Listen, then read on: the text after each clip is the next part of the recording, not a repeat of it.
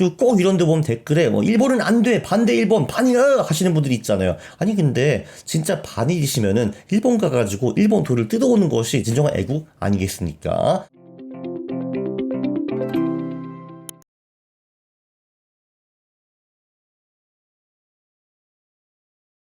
예.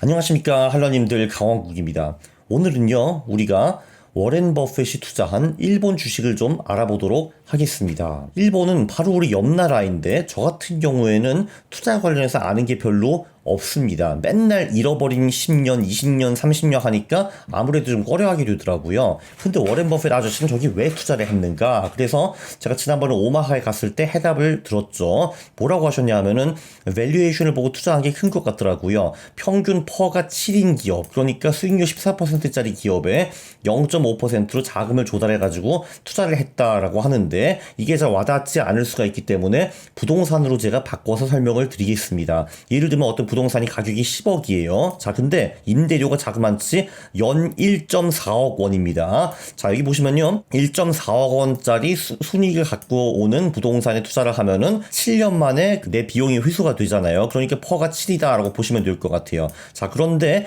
놀라운 게 그 10억을 내가 통으로 낸 게 아니라 10억을 전체 빌렸습니다. 자, 근데 이자가 연 0.5%예요. 그러니까 500만 원 내는 겁니다. 자, 그러니까 저는 기껏 이자를 연 500만 원, 월 40만 원씩 내면서 임대료를 월 1000만 원 이상 챙겨가는 겁니다. 개이득이라고 워렌 버핏이 생각을 했겠죠. 그래가지고 투자를 했습니다. 물론 기업의 이익은 임대료가 달라가지고 이 임대료가 늘을 수도 있고 줄일 수도 있기는 한데 나름대로 워렌 버핏도 기업 분석을 했겠죠. 그래가지고 순이익이 줄지는 않겠다라고 분석을 했다라고 합니다. 그러니까 엄청 싼 기업에 들어갔는데 심지어 그 자금을 엄청 저리로 대출을 받았다 이겁니다. 와.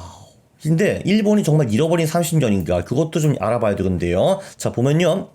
일본 주식 니케이 지수가 제가 1914년부터 찾아봤거든요. 자, 보시다시피 1910년대는 좀 괜찮았다가 30년대에 굉장히 안 좋았습니다. 대공황도 있었고 1차 세계대전 후유증도 있었고 뭐 그래가지고 되게 안 좋았거든요. 그래가지고 일본이 거의 파산을 했죠. 그래가지고 강경파들이 권력을 잡고 2차 세계대전 하고 깨지고 막 이랬습니다. 그래서 보시다시피 한 1910년대부터 그 2차 세계대전 끝날 때까지는 일본 주식이 굉장히 안 좋았거든요. 자, 그런데 이때부터 1989년까지 그러니까 약 40년에 걸쳐가지고 일본 주식이 자그만치 1000배 오릅니다. 1000배 올랐어요. 지수가 1000배 오른 겁니다. 와우. 자, 그 후엔 아시죠? 잃어버린 10년인가 20년인가 그게 왔습니다. 그래서 89년부터 2003년까지 끝없는 추락, 2002년 말까지 끝없는 추락이에요. 이때 니케이 지수가 33,000인가 35,000인가 여기서부터 7,000대까지 떨어졌으니까 한 마이너스 80%가 된 겁니다. 우와우, 삐용, 거광.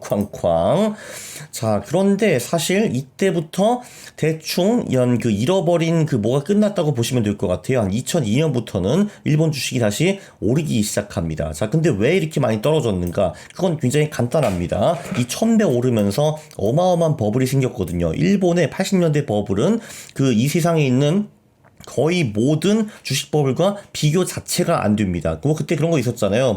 도쿄 땅을 팔면은 미국 전체 땅을 다 살 수 있고 그런 거. 그리고 당시 세계 시가총액 최대 20대 기업 중에서 16개가 일본 기업이었습니다. 우와우.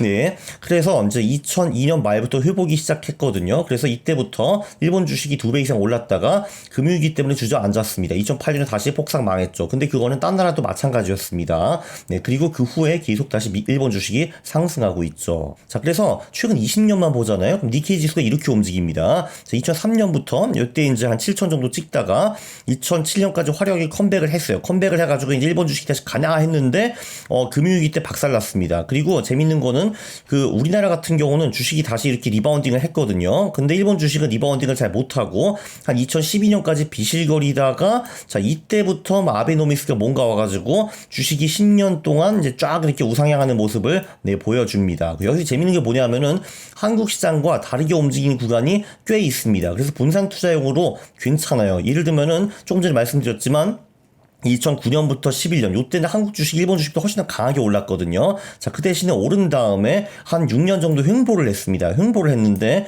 자, 근데 일본 주식은 2012년부터 17년까지 이때 굉장히 강하게 올랐거든요. 그래서 다르게 움직였습니다. 그리고 2022년에 한국 주식 망했잖아요. 보시다시피 일본 주식은 놀랍게도 거의 안 망했다라는 거를 볼 수 있습니다. 그래서 한국 주식과 다르게 움직이는 구간이 꽤 있다라는 걸 볼 수가 있어요. 그리고 최근 20년 동안에는 일본 주식의 수익률이 연봉이 7% 플러스 배당, 그래가지고 상당히 높았습니다. 근데 여기서 놀라운 게 하나 더 있습니다.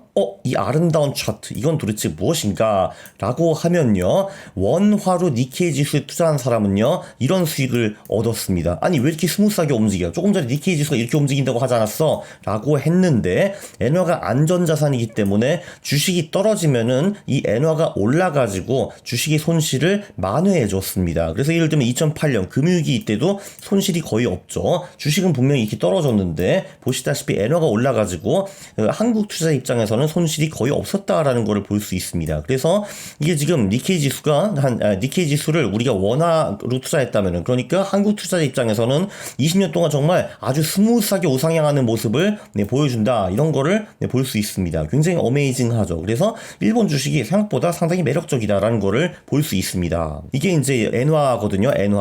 엔화는 이제 제가 77년부터 통계를 찾았어요. 한국은행 들어가가지고. 자, 77년부터 IMF 될 때까지가 한 이때까지는 한국이 바나나 공화국이었죠. 그러니까 후진국이었거든요. 그래서 인플레이션이 굉장히 심했고, 그래서 인플레이션이 별로 없었던 엔화 대비 원화가 계속 떨어졌습니다. 그래서 이제 엔화가 그때 한때 200원이었는데 여기 보면은 한 뭐 800원까지 올라오는 거를 볼 수가 있죠. 자, 그래서 이때부터 보면요, 그러니까 이때부터 보시면은 이제 엔화가 한 그 뭐 800원 언저리에서 1600원까지 왔다 갔다 하는 거를 볼 수가 있습니다. 그러니까 1600원부터 800원 밴드 요 안에서 움직인다라고 이제 보시면은 될 것 같아요. 그래서 이제 주식이 떨어지면은 보통 엔화가 올랐습니다. 그러니까 리스크 자산인, 위험 자산인 주식이 떨어지면은 엔화가 올랐고, 반대로 주식이 오를 때는 엔화가 오히려 좀 떨어지는 그런 그 경향이 있었습니다. 그래가지고 니케이 우리가 이제 한국 투자 입장에서는 이렇게 스무스하게 수익을 낼 수 있었다, 이런 얘기죠. 20년 동안에. 자, 이게 안 먹힌 거는 2022년이 유일했습니다. 2022년은요 주식시장이 별로 안 좋았는데도 불구하고 엔화가 오르지 않고 떨어졌습니다. 근데 그건 아무래도 미국 혼자 금리를 막 올리기 때문에 그렇지 않은가 싶었고요. 2022년을 제외하면은 주식이 오르면 엔화가 떨어지고, 이제 주식이 떨어지면 엔화가 올랐다라고 볼 수 있습니다. 미래에도 엔화가 안전자산 역할을 할 수 있는가? 그거는 각자 판단하시기 바라고요. 제가 알기로는 뭐 오건영 부장님, 그리고 뭐 홍춘욱 박사님, 이런 분들이 관련 영상을 찍었으니까 한번 보시기 바랍니다. 저는 매크로 전문가가 아니라서요. 그리고 니케이가 조만간 최고치라는데 아직도 투자 가능한가에 대해서도 좀 얘기를 해야 되는데, 일단 다른 나라에 투자할 때는요, 경제 성장률이 별로 중요한 거는 아닙니다. 경제 성장만 보고 투자하면 맨날 중국만 투자해야 되게? 그게 아니거든요. 더 훨씬 더 중요한 게 뭐냐면은 밸류에이션과 모멘텀입니다. 자, 일본 주식의 밸류에이션을 보면요, 퍼가 지금 16 정도 되는데 10년 평균이 17 정도예요. 그러니까 뭐 사실 16, 17이 높은 건 아니잖아요. 그래서 지금 일본 주식은 저평가는 아니지만 그렇다고 해서 고평가는 아니고 한 노멀한 수준이다라고 볼 수도 있고요. PSR도 마찬가지로 10년 평균이 0.8인데 지금 0.9이다. 그래가지고 그냥 노멀한 단계이다라고 이제 보시면 될 것 같습니다. 그래서 일본 주식은 저평가도 아니고 고평가도 아니고 노말이다. 그럼 노말이라는 거는 그러면 미래에 그래 노말한 수익률이 기대가 된다라는 거죠. 노말한 수익률은 뭐 연 8% 10% 이 정도겠죠 아마. 그죠? 자, 그리고 최근에 10년 동안에 매출, 영업이익, 순이익이 각각 57%, 117%, 142% 증가했습니다. 그래서 일본 경제는 어떤지 모르겠는데 일본 기업은 확실히 계속 매출과 이익이 커지고 있다라는 거를 볼 수 있어요. 자, 그리고 이제 모멘텀도 준수해 보입니다. 최근 3개월 동안 10% 올랐고, 최근 1년 동안 15%, 그리고 그 올해 1월부터 20% 올랐다라는 걸 볼 수가 있고요. 모멘텀이 준수해 보입니다. 그리고 엔화가 다시 한번 이렇게 보여드리는데, 이게 95년부터 제가 보여드리거든요. 확실히 지금 좀 싸 보입니다. 그죠? 좀 싸 보여요. 이게 이제 96년부터 2000년 평균, 2001년 5년 평균 이렇게 딱 보실 수가 있는데, 21세기 엔화 평균 한 1668원 정도였는데 현재 지금 900원 정도의 수준이죠. 그죠? 네, 가끔 800원 이하로 떨어진 적이 있기는 있습니다. 있습니다. 옛날 옛적에 그랬고, 여기 이게 언제 2005년, 7년, 6년, 7년 이때 한번 그랬네. 근데 그래도 최근에 900원 언저리까지 떨어진 적은 이제 별로 자주 있는 일은 아닙니다. 2014, 5년에 한번 잠깐 그랬었고요. 그래서 지금 하단이다라고 볼 수가 있어요. 자, 그러면 요약을 하면은 일본 여행을 할 게 아니라 투자도 확실히 고려할 필요가 있다라고 이제 볼 수 있습니다. 참고로 여행 말을 하면은 제 인스타도 좀 찾아보세요. 지금 구독자가 4,000명밖에 안 되는데 이게 말이 됩니까? 캉CFA입니다. 그래서 원화 투자자 입장에서는 1엔화가 일본 주식의 변동성을 완화시켜 줍니다. 일본 주식이 폭삭 빠질 때는 보통 엔화가 상승해가지고 한국 투자자는 큰 손실이 없었다라는 걸 볼 수가 있어요. 그래서 자산 배분 차원에서는 꽤 괜찮은 투자처이다. 그러니까 주식을 투자할 때 한국, 미국 주식 말고 일본 주식도 충분히 고려해 볼 수 있다라는 거죠. 그리고 지금 밸류에이션 노멀하고요. 다른 시장과 비슷한 장기 수익률이 기대가 됩니다. 모멘텀도 괜찮고요. 엔화 상승 기대도 할 수가 있다라고 저는 보고 있고요. 그리고 이제 무슨 주식을 사야 되는가? 그냥 지수를 사도 됩니다. 일본 ETF가 이제 미국에 상장된 게 EWJ죠.